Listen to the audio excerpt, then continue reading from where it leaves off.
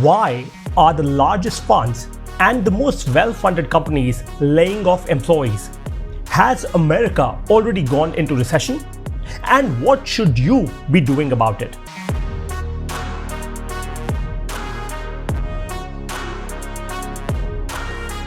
This episode of the Clarity Podcast is important for your future. Listen and share with your friends. Spread clarity. Let's see what's happening in the world. 3 important things. Number 1, there is chatter that US is going into recession. When? Nobody really can predict.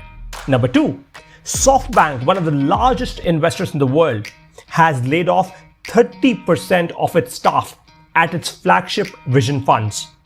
Meta, previously Facebook, is looking to cut costs and freeze hiring. Now, these are 3 large, broad, very interesting trends. Because these are some of the market leaders, these trends will definitely trickle down to so many more companies. While Softbank Group suffered almost a $23 billion net loss to the quarter ending June, it also said that it would post a gain of about $33.6 billion by selling shares in Alibaba. But hold on a second. Isn't Alibaba the cash cow and the value generator for Softbank? The trends are same around the world, even in emerging countries. In India, for that matter, well-funded companies, including some of the top named unicorns, they've laid off over 12,000 employees in the last quarter. These are purely reported numbers. The actual numbers could actually be a lot more or a lot worse. With so much negative news, is there a possibility here? Are there certain opportunities that maybe you are overlooking? Can you actually create more successful career from here? Let's now discuss this in the Clarity Podcast. Do not miss a single second here on. Many investors refer to Uber and Airbnb in their examples, and many other businesses, of course, that were built in the downturn or during the previous downturns. At the Clarity Podcast, we always say, listen to everything, but get clarity on the context with which it is being said. Not every downturn is the same. Look, economic downturn is merely a reference point. It is extremely complex to understand and maybe explain in just simple words. There are several factors at play. This time, for example, in 2022, we have a war raging, we have energy crisis, we have unstable governments in several regimes, we have political instability, we have currencies failing and falling. And the greatest shift, this is something that you must note, the greatest shift are decentralization and the sheer progress in technology. Now, I'm not referring to technology at random or in a broad manner. I'm precisely referring to technology in terms of digital banking. Make a note of this point in the podcast. Put it down in your diary or somewhere on YouTube or Spotify or any other platform where you're listening to this podcast. Because decentralization and the banking system undergoing massive shift are 2 of the largest signals that you must make note of right now. You will thank us a lot more later in the future as you would make so much more money. So, what should you do? What are the opportunities for you? Let's answer question number 1. What should you do? There are 6 important things that I am going to tell you now. Number 1, grow your savings. Number 2, do not randomly invest your money on the noise that you hear from social media. The guru of valuations, Aswath Damodaran from the New York University, clearly said, the ideal situation is when you are a player that knows how to take all the upside of the market and exit the market at the right time when everything is fundamentally just going to burn. You know what?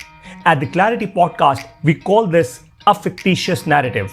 And that's what even Aswath says. You know, if everything was so perfect, most large investors would have never lost money in their life.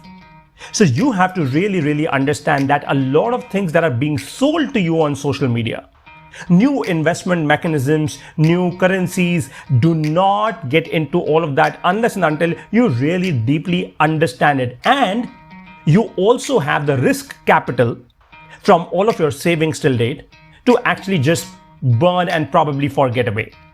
Number 3, take health cover.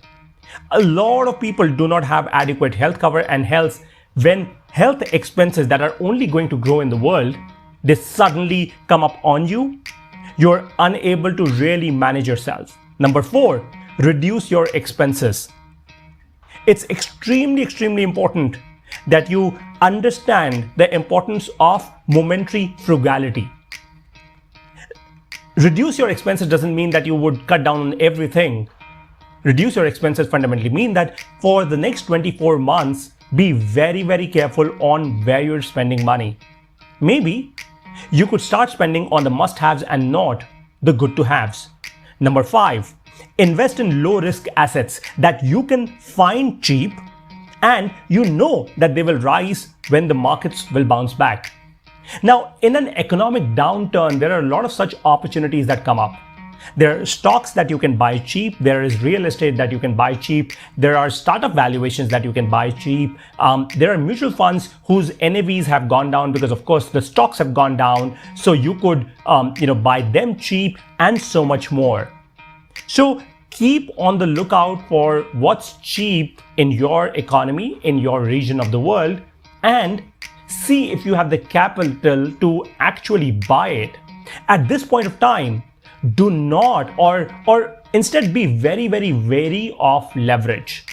You might take that risk or that gut call of taking a large bank loan or credit from somewhere.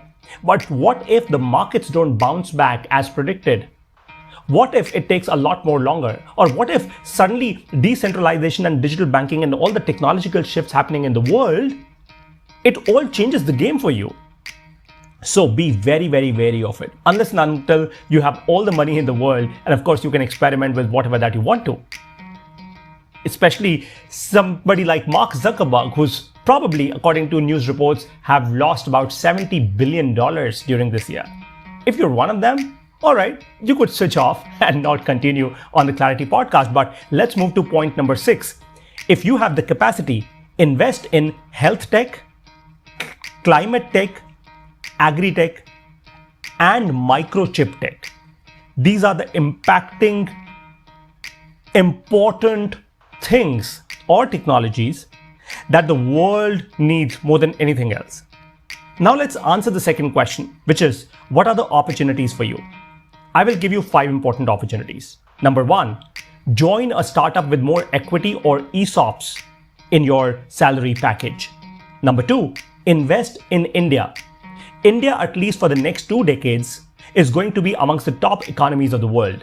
And everybody around the world is saying the same thing. They wouldn't really be wrong. Even in all the negative signals that are happening, Indian economy is actually doing a lot more better compared to so many more economies around the world. Number 3, stop, and I mean stop, getting affected by everything you read on social media. A lot of it has a preset narrative or a context to it, and nobody offers you the clarity around it because they are paid money to not actually share the clarity, but only just take you to a certain hilltop and then literally just push you off the cliff. Number 4, build on your strengths. An economic downturn is a great time to literally build on your strengths. Stop wasting money on random online courses only because they say that this X skill is the hot new thing in the market. Number 5, stop listening to random motivational speakers and coaches, especially the ones that are promising you 6-figure sales income. You realize that all that you need to do is gain confidence on yourself, gain clarity on your strengths, and look at all the signals that we've discussed in this episode of the Clarity Podcast. Remember, a downturn is a great time to build assets and distribution, especially digital assets. Also, a downturn is a great time to introspect. When you have the money and a lot of it, you can go wrong, so very wrong. But when you introspect, you find your path and you set it right. Learn from Masayoshi Son. He at least has the humility to say sorry publicly.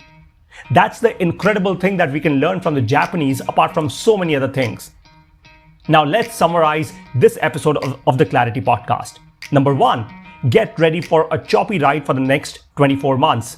Number 2, invest in India. Number 3, save more money. Number 4, spend less. Number 5, work with an early stage startup if you can. Number 6, introspect and build on your strengths. And number 7, stop listening to sheer nonsense and noise on social media. Get sanity back in, move with clarity.